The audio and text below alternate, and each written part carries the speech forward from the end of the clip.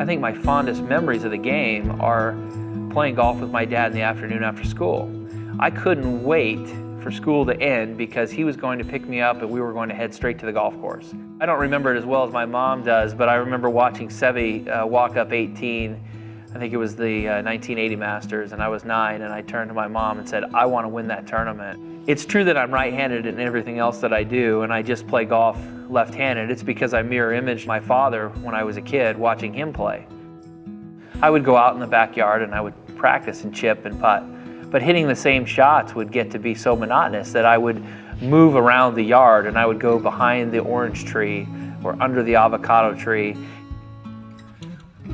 I remember working at a golf course, starting there when I was 8 and picking up range balls with a hard hat and a little picker, because we really couldn't afford a membership at the time, and I didn't have the opportunity to play a lot of golf unless I did that.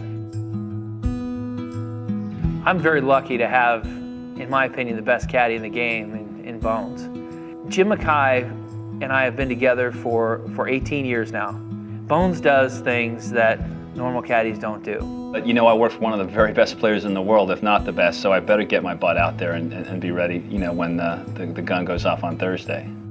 He has documented my shots, distances, what club I hit, how I tried to hit it, how far the ball flew, what the temperature was, what the wind conditions were, so that we have a reference year in and year out as to club selection. I don't know of any caddies that are out there, you know, looking necessarily for a paycheck. You know, everybody, of course, wants to pay the rent, but it's more about, you know, all that time you spend with a player on the golf course, on the range, and does it ultimately lead to something incredible at the end of the week? I think that to win tournaments on the PGA Tour, whether it's majors or regular events, you have to be aggressive and you have to take some chances. You cannot be passive and let everybody else make mistakes. For me, at the Masters in 2010, that shot was on 13. I knew that I could hit that shot. It was a critical moment, and there are sometimes you just have to challenge yourself and bring it on. Winning my first major, the 2004 Masters, was really a highlight for me, and being able to share that with my family was really special.